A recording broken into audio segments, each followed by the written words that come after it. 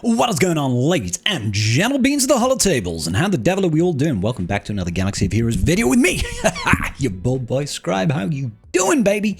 How you doing? We are just kicking off our brand new Conquest season for Satele Shan, and I've got the cheesiest of cheese, the Gouda, the extra creamy stuff just for you. Let's get into it. Welcome, ladies and gentlemen, to Sector 1 of the Satele Shan Conquest. This one is a nice and easy sector with lots of delicious feats and cheese available to us. What are the feats that we need to do? 1. Take 50 bonus turns. This is very, very easy. 2. Defeat 35 enemies with any version of Han. I personally recommend people just skip this. You can skip about 35 key cards in the entirety of Conquest. This is an early sector feat and it's a little bit annoying. It's not massively annoying. It's easy to do. It's just frustrating and you may end up just wasting battles trying to get it done. So unless you absolutely have to, I recommend you just skip getting kills with Han. There's no reason for it. Then we've got attempt to inflict potency down 50 times. This is super, super easy, especially if you happen to have Padawan Obi-Wan's Omicron, but we've got really good cheese for this regardless. Win 10 battles with any version of Captain Silvo and Vane. Surviving is the final one, and that one there is obviously easier if you've got investment in pirates, if you've got PK Hondo, if you've got Mars or anything like that. Super easy, but there are ways to get it done without having to worry on having massive amounts of gear in Captain Silvo or Vane. That being said, I do recommend people do gear them because they are still very useful in the raid and good units overall. The pirate faction, generally speaking, bit of a banger. Alright, let's get started. What I would recommend first of all is don't worry too much about these feats. These two here, the potency down and the bonus turns. It's much easier to get this done on the end boss node than it is to just do it as you're going. Now don't get me wrong, if you've got Gungans you can basically knock out bonus feats in a turn or two against any team that generates a lot of turn meter, in a turn or two, in a fight or two, because Gungans with Jar Jar just have a lot of reactive bonus turns. If not, we can do it against the boss node at the end. Same for potency up. Not only that, we can actually get some global feats done as well. Profit can be cheesed in Sector 1, which is rather nice, as well as down here, accuracy up 80 times and evasion down 80 times.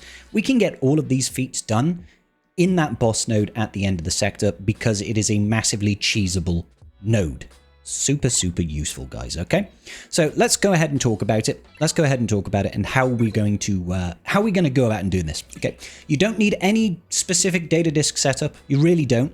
There's just a couple of characters that you might want to have. First and foremost, ignore that. That was me doing the boss in Sector 2. First and foremost, we need a couple of Jedi. There are 3 Jedi, or really just 2 Jedi. Yeah, more or less just 2 Jedi that you need to complete most of these feats. One is going to be Grandmaster Yoda, and the other one is going to be Old Ben. Where's my Old Ben? He's very old, and he's very Benulous. Okay, so between these 2 units, you have got more or less everything you need. On Yoda's basic over here, we have got potency down, okay? Potency down on a basic is great. That is one of the feats that we need to do. And similarly, Old Ben over here has got evasion down, okay? He also gains potency up, but that's not really relevant to this. So between these 2, we've got potency down and we've got evasion down. That's 2 of the feats that we need to do. After that, if you can throw in Seer Junda, on her basic, she provides accuracy up. Okay, so accuracy up to the whole team regardless of their factions. So she'll just provide it to the whole team. All you need to do is have anything in here and here, preferably things that don't have like AoE damage or stuff like that. Like personally, I quite like throwing in Wat Tambor here. If you have Wat Tambor, you can place the tank tech on Old Ben, and then you can place weapons tech on Grandmaster Yoda. That way he's almost always taunting, and Yoda is taking many, many turns. And then finally, it's literally any Jedi that you want. Now when I was doing it, I was using Bastila Shan with her in the leadership. It gives you a bit of a bonus turn meter head start, and that can be quite useful. But you don't need to do it. You could use JML if you want. I mean, you still want Old Ben, right? You put the tank tech on JML if you've got him. Go ahead. The only problem with that is the AoEs that you get from JML may well cause you some issues against the enemy JTR. That is a little bit of a concern, so maybe you don't take in JML. You can take in Revan. Revan will provide you with stuns. He does have another AoE though, so it's a little bit dodgy. You could take in Luke as a leadership, slow down the enemy team. He's also going to provide some AoE stuns, so that will work. I'm going to leave it open to you to choose which team you want to use here. You can even use Hermit Yoda if you really wanted to. But between these 3 units, particularly these 2 Jedi, we've got bonus turns from Grandmaster Yoda because he's got a Jedi ally. We've got potency down on Grandmaster Yoda, evasion down on Old Ben, and accuracy up on Sia Junda. So I'll just show you the footage that I've got over here. Bear with me one moment. And here we go. So all you really want to do, take out the ads, do not hurt JTR. Go ahead, get rid of Bagbro Finn, Bagbro Pro, and OG Finn. After that, as long as we do not bring JTR below 50% health, we can't actually defeat Ben Solo, okay? And if we can't defeat Ben Solo, then JTR can't die. So it's basically an infinite situation where the enemy can't die, basically, so we can just farm feats forever. Now, if you have progressed far enough within Conquest that you've got the feat data disk, you will be able to do this without having to rely on this sort of thing anyway. So this is just if you want to try and do it as you're progressing. With this, once you get to this position here, you can just manually target Ben so that you're always attacking him and just hit full auto, and you should never finish this battle until you want to. If you want to finish the battle, you just swap the target over to JTR. Once she goes below 50% health, you'll be able to kill Ben Solo, and when he's gone, you can kill JTR. But what this provides us with, essentially, is like 5 feats. 5 feats in one. We get bonus turns, we get potency down, we get accuracy down, we get accuracy up, okay? So really, really useful. Very, very accessible characters all around, and all of them are required for really good farms. You can literally just have this run for as long as you want and not have to worry at all. This is a great, great cheese. Absolutely love to see it. When we were streaming this last night, I was like, how come JTR isn't dying? I was like, oh, Ben's there. I didn't even realize, because you just never expect to see Ben Solo with JTR. You just always expect to see Ben Solo chilling out with GL Rey. That I completely forgot that his interaction applies to any Rey that's in the leadership. It will even apply to Scavenger Rey if you had her in the leadership. Not that you would, because that would be a very peculiar thing to do. So anyway, this is a super valuable feat. You can do this any number of ways. All you need is that core 3, Ben, GMY, and Sia Junda. You don't even need to use Sia Junda. There are other options that you can use for that accuracy up. In fact, Bastila Shan, her first special, provides accuracy up. So even through this, without Sia, you are still getting accuracy up, and if you pass that accuracy up manually from Bastila Shan to Grandmaster Yoda, he will be able to spread it to the rest of the team. So you've got another source there of accuracy up, even if you don't have Sia Junda, which means you could throw in another Jedi if you really wanted to, or you could throw in, I don't know, someone like Chupio, who also applies evasion down on a basic. That sort of thing will get the job done. Or maybe you just want to throw in Hermit Yoda as well for more calls to assist and more survivability.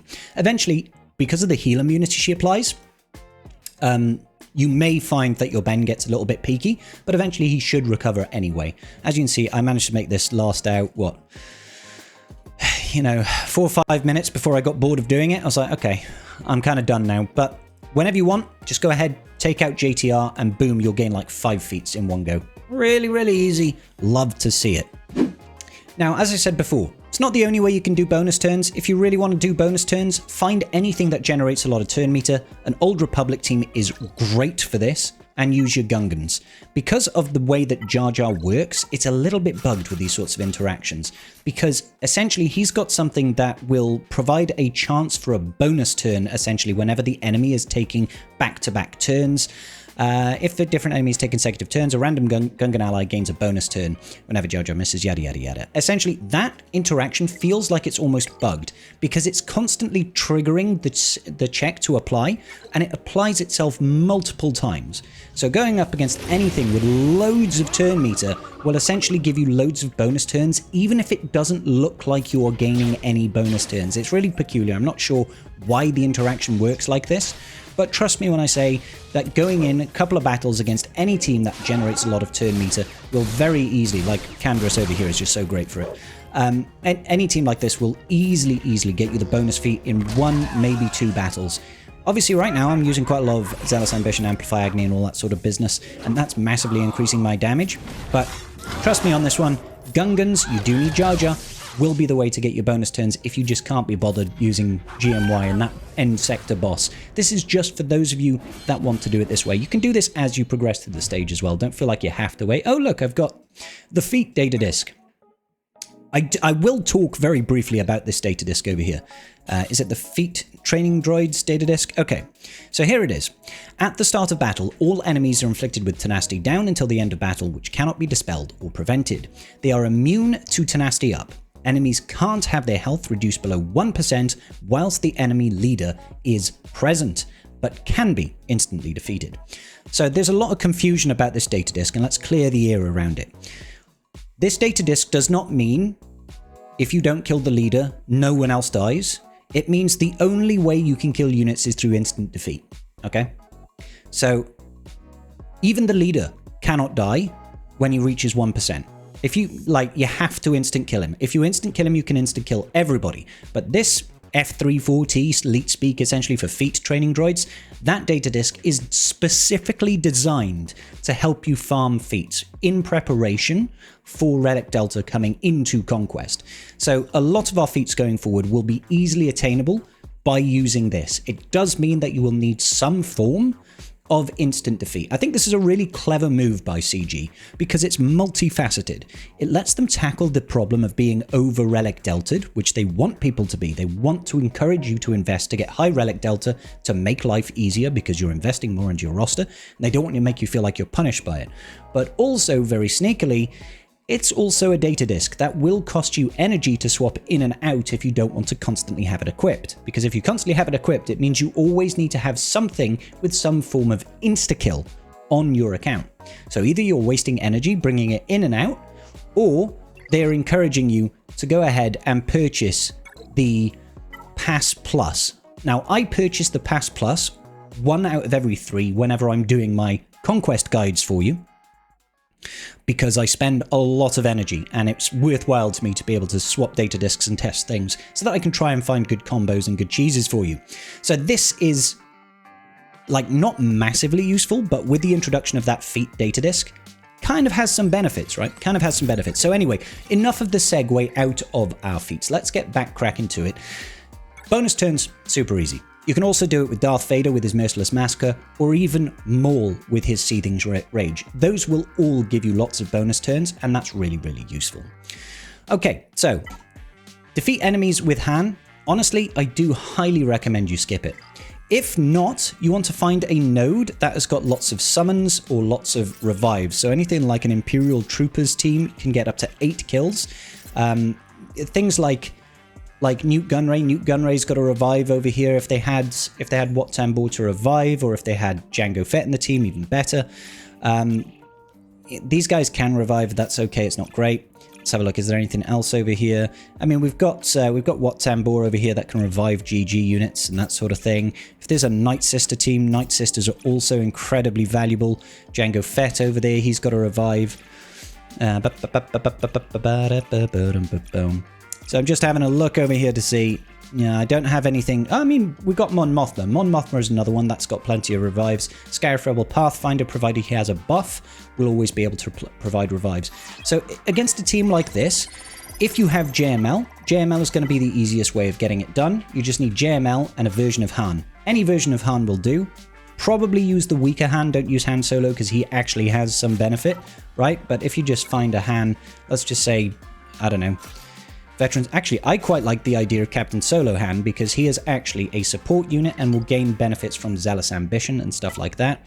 You probably want to throw in Wat Tambor to force the taunts over to JML, and then you kind of want to get as many Jedi as you can that have a good viability. So I like to think of units like Hermit Yoda, because he's not going to deal any damage. You can heal up your team, you can provide additional assists, and sometimes units like Shak Ti are also useful here. The reason I say Shak Ti is because she's got 2 specials that she can alternate between, as well as the inherited teachings, and we just want to call Captain Han to assist all the time. Also got a heal and a cleanse, and that's quite useful. So all you want to do here is you want to force the taunt onto JML. We want to get the ball rolling, get some turn meter going, and then every time we can, we want to try, whenever possible, I'm actually going to throw Master's Training over here to get rid of the pre-taunt. Okay, we'll just get rid of the unit. You want to try to target Xaereth Rebel Pathfinder, calling in Han Solo to assist, to try and get kills with him. Every time he revives, that's a great, great thing. I'm just going to try and get him to gain another buff. Unfortunately, I was hoping Xaereth would trigger there. Let's just get a heal over here, and we're just going to wait for Mon Mothma over here to try and get that revive off, even though right now she's ability blocked. So we just need to slow down the game just a little bit. Slow it on down. Oh, I've got too many assists. But this sort of thing, you can do this sort of thing to sort of wait until the enemy gets a revive and that sort of business, and keep smacking away at Xaereth Rebel Pathfinder. Maybe Shakti wasn't the ideal choice over here, but every time you get a kill with Han using Inherited Teachings, that counts as a kill with Han Solo. You can do it with just like a standard CLS and hope your Han gets kills and that sort of thing. But generally speaking, I just advise you skip it, guys. It's not worth the hassle. It's not worth the energy.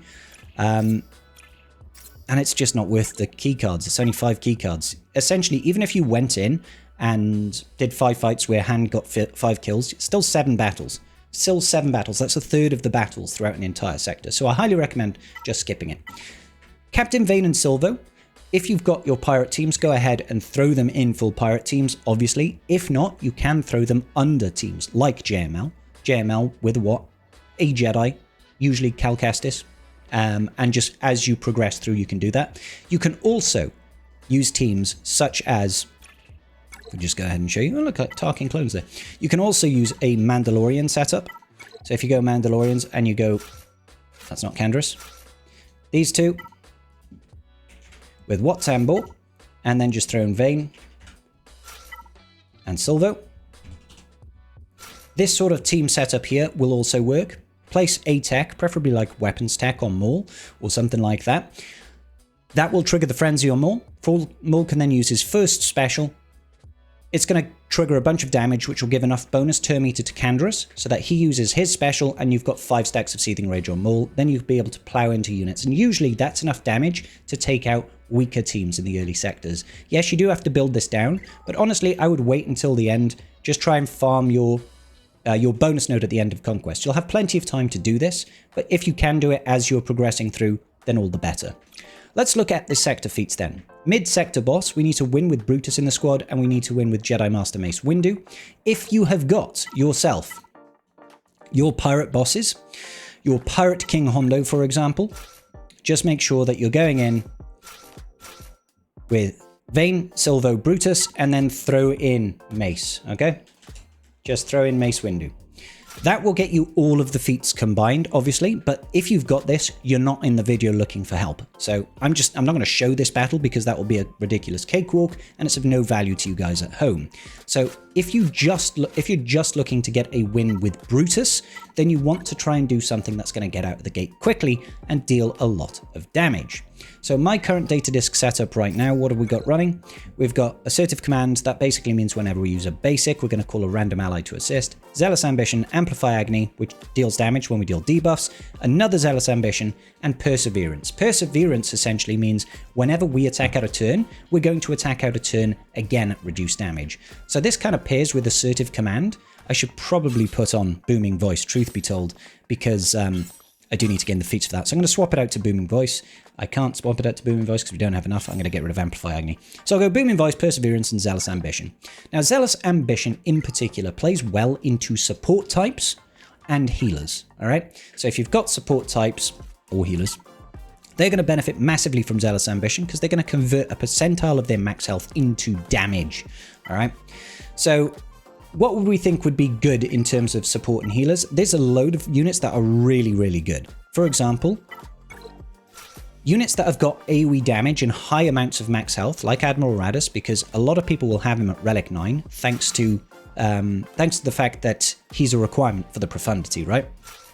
You could throw in something like this, and then just throw in your Brutus. Obviously, the weaker your Brutus, the sketchier this gets. Against this boss, the real target that you have to go for is actually Sith Trooper. Because if he gets a chance, he's probably just going to kill everybody. So we're using Jyn here, and I'm going to pass the turn immediately over to Adrad. And she can't die. And then all you do with Adrad, thanks to our wonderful Zealous Ambitions, You just do a nice AoE. Easy money. Easy money. As long as your Jin is relatively fast, she can't die. Go in and have fun, and then you'll get at least your Brutus feat. If you need the Jedi Master Mace Windu feat, if you've got Jedi Master Mace Windu, you're going to win that battle. You're going to win it. All right, so I'm not going to show you that video. It'll be a waste of both of our time. Next up, the end boss. We've already seen how we can cheese this, but we also need to win with light side characters, which you can do with pretty much anything, or a full squad of pirates. Now, I can't really show you how to do this with undergeared pirates, because all my pirates are like Relic 8, Relic 9. Light side characters, honestly, just use like CLS. Like CLS will blitz through this in seconds, and you'll be able to get yourself at least the accuracy down feat done as well, thanks to Chupio. All right, so that's Sector 1, guys. I don't really feel like there's any point in me showing you the pirate feat because my pirates are just way too invested, and you won't need any advice on that. Sector 1, super easy, guys. Let me know your thoughts and comments in the comment section down below, and I will see you all in the very next video. Peace out, and may the Force be with you.